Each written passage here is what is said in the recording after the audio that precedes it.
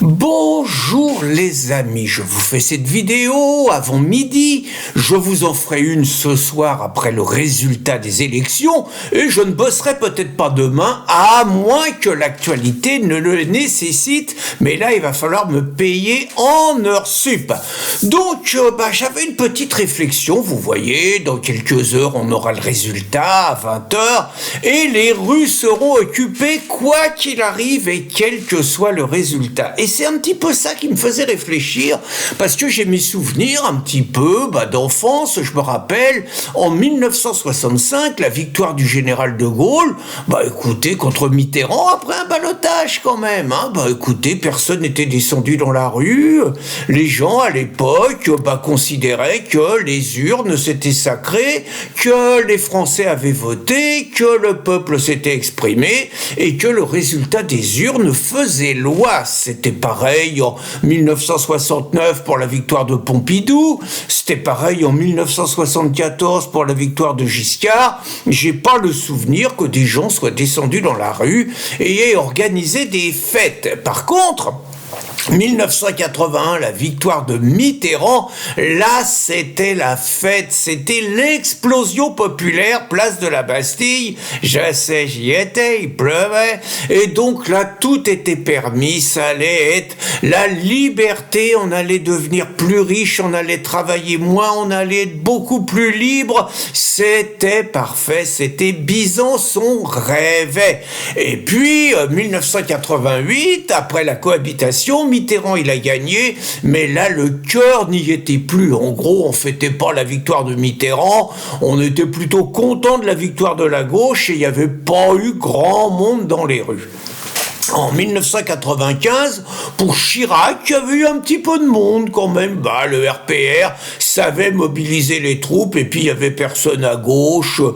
Jospin, personne n'avait envie de descendre pour Jospin. Donc finalement, il y avait eu une petite fête à gauche. Alors 2002, là, ça avait été pendant 15 jours, là, c'était grandiose. Il y avait la bête immonde, Jean-Marie. Il avait osé s'inviter au deuxième tour. Donc là, pendant 15 jours, on avait bafoué toutes les règles de la démocratie, toutes les lois de la République, mais c'était pour sauver la République, pour sauver la démocratie, pour sauver les droits de l'homme. Les profs, ils avaient le droit de faire descendre les gamins dans les rues pour pas aller à l'école et pour manifester. Chirac, il avait le droit de refuser le débat où il se serait fait laminer avec Jean-Marie Le Pen en disant qu'on ne débat pas avec le fascisme, on le combat. Toute la gauche, elle était contente et toute la gauche, à l'unisson, sauf lutte ouvrière, avait appelé à voter Chirac contre la bête immonde, contre Jean-Marie. Le soir du deuxième tour, sans doute pas très fier quand même, avec du 80-20, il n'y a pas eu la grande fête populaire dans le genre No Passaran, on l'a sauvé et tout, très franchement, personne croyait les conneries qui avaient été racontées pendant 15 jours. Mais c'est en 2007 que tout a commencé à changer. Je me rappelle, j'étais à Marseille et j'avais assisté, tenez, Sarkozy avait été en tête au premier tour et avait gagné au deuxième tour comme prévu. Et j'avais vu dès le soir du premier tour des gauchistes qui descendaient dans les rues, ils y étaient également au deuxième tour, au cri de troisième tour social, Sarkozy fascisme, le fascisme ne passera pas. Bref, le message était quand même que, au nom du troisième tour social, on considérait que le verdict des urnes ne faisait plus loi, mais que ce qui devait faire loi, c'était la rue, ou du moins ceux qui l'occupaient, même s'ils ne représentaient pas forcément une fraction importante du pays et du peuple. Et puis, en 2012, on a eu droit à la grande fête parce que Sarkozy, usé, avait été battu par Chirac.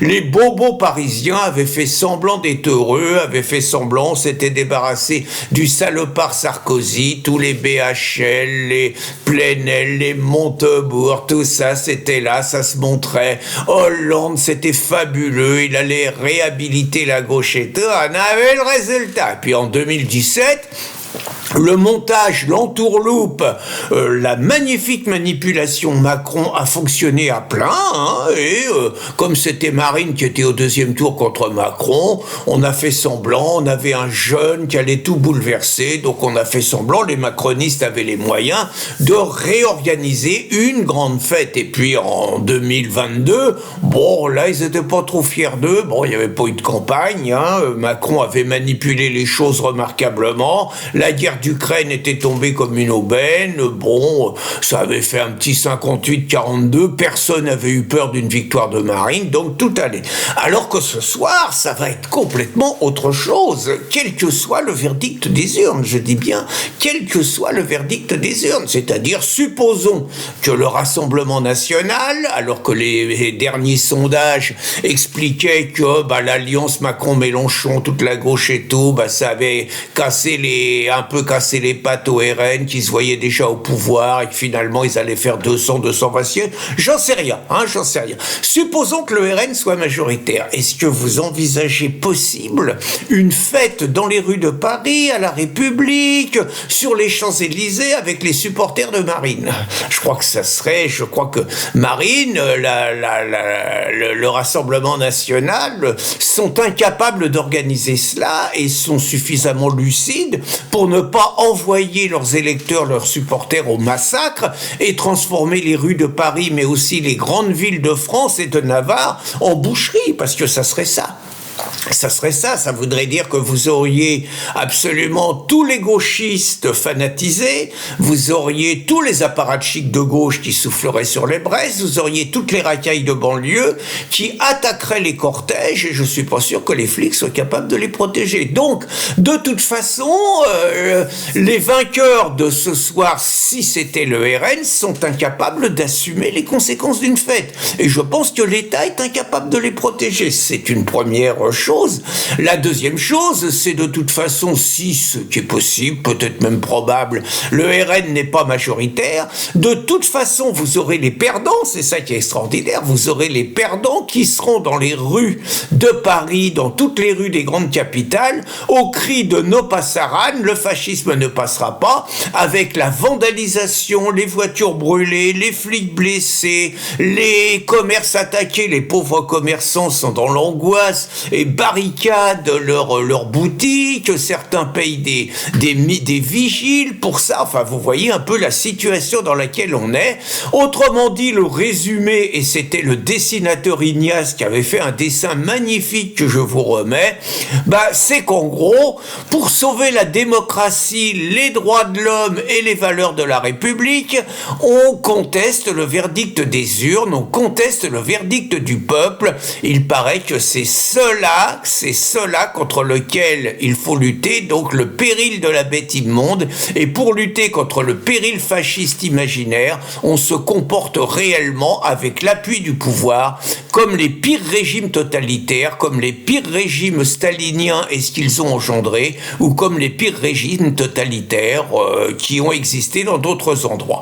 Donc voilà les amis, la situation de la France en 2024, la France de Macron-Mélenchon, la France des perdants, la France de ceux qui ont perdu il y a une semaine et qui, en trichant et en aimant, sont prêts à utiliser la rue pour interdire au peuple de choisir le candidat de son choix.